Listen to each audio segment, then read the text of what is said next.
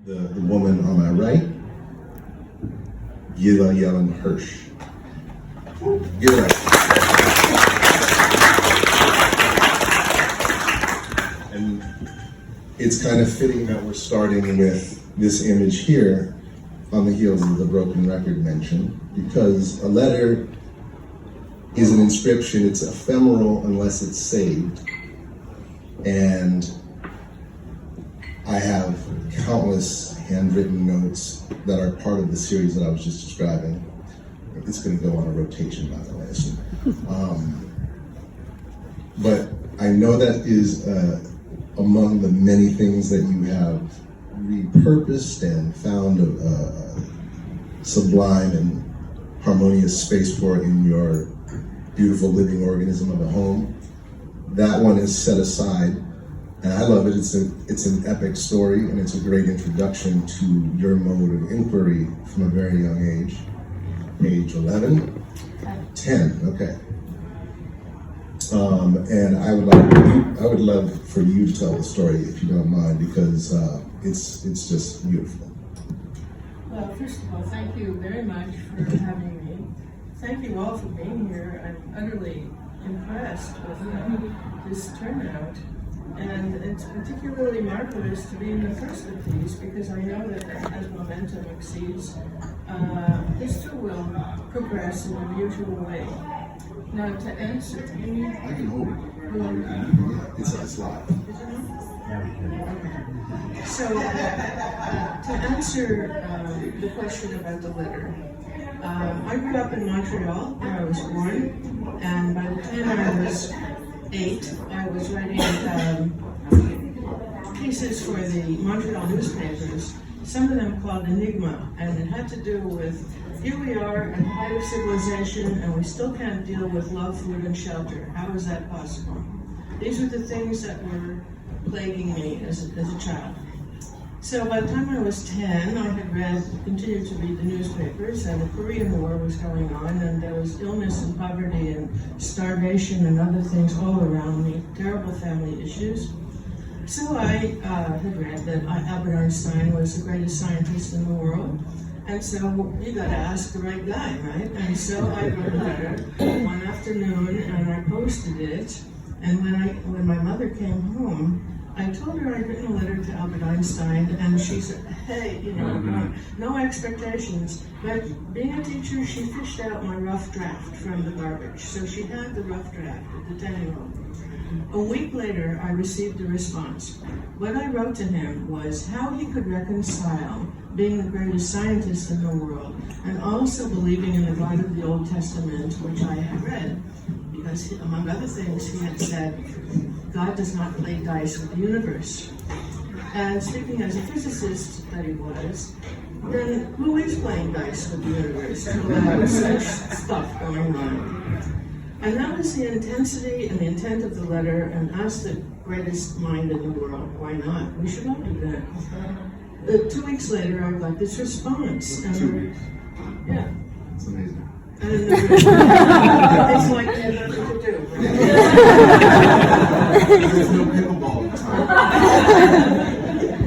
And the response, the key line in his letter to me was, always form your opinions according to your own judgment. You have shown in your letter that you're able to do so. And he died 2 weeks after that. Wow. And he signed it, your friend, Albert Einstein. And for a 10-year-old, I was disappointed. Because he didn't say it's because this and this and this.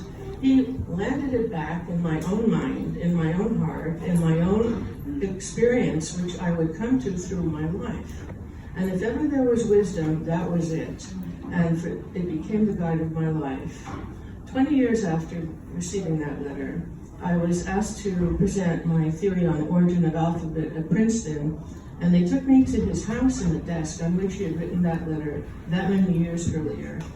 And for me, it was a wonderful round circle of inquiry and seeking and response. And that response really guided my life. And it's the one thing, I've been teaching for a million years here at Cal State Dominguez Hills, and elsewhere in the world. And that is the one thing that I really want to teach, is always form your opinions according to your own judgment.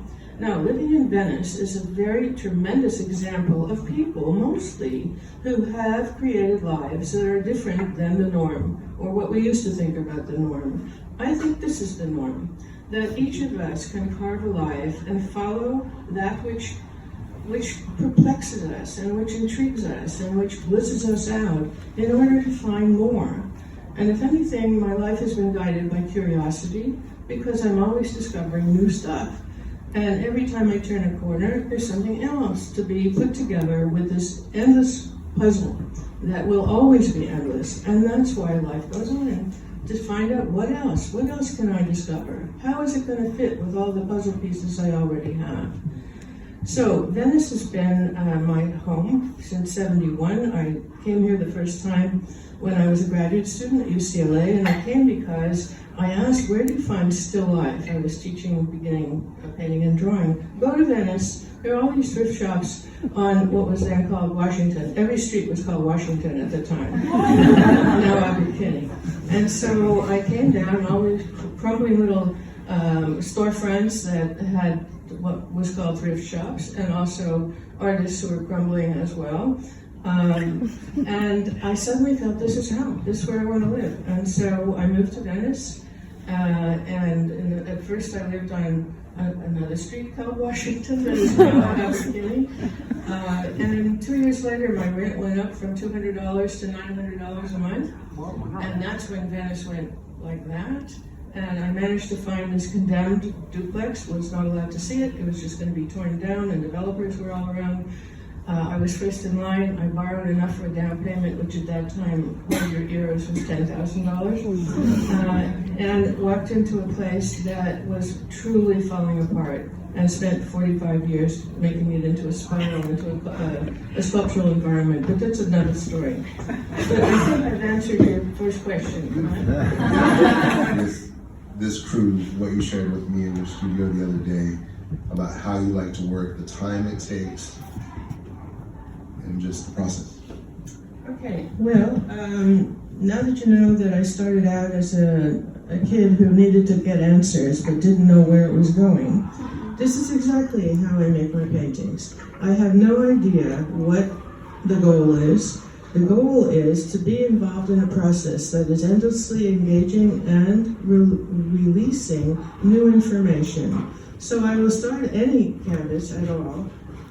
By the way, this is very different than filmmaking, where you know where you're going and you need to get information to substantiate your thesis. But in the way I paint, is that nothing is determined. So no matter what the size is, and usually pretty big, I'll just start with a flourish of a brush, or a word, or a memory, or anything at all. And then it's call and response between what's there on that canvas and what my being responds to with it. And I keep going and going, layer. I use washes, so that it's very thin paint, and I'll drop washes over the entire image, and see how it dries. And at that time, there are things that are revealed and others that are obscured. And at that moment, I will turn the canvas upside down again to see, well, what didn't I see when it was that side up? Because I have no fixed idea of what it is or what it will become. And as I work in layers, very many layers, new information is evolving all the time as bits of an old layer is coming up and being revealed in a new layer. And I will permit these to stay if they have relevance for me. So this kind of working takes about 9-10 months on each piece. I usually have 3 or so paintings going on at the same time. One is closer to being finished, one is in midway, one is starting, one is just a couple of words or a thought. And by not being precious about any one of them, the process can go unfettered all the way through.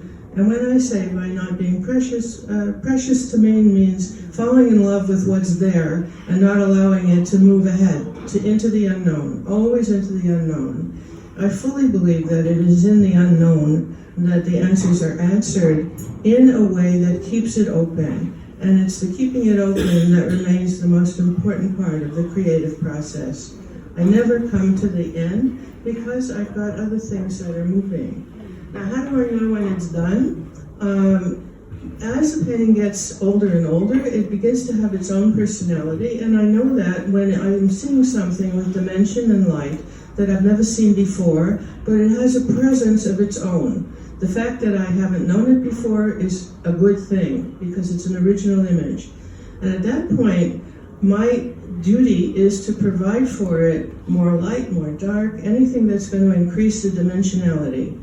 It has assumed its own personality, its own persona, and it is alive in the world as a new image. So that's my process.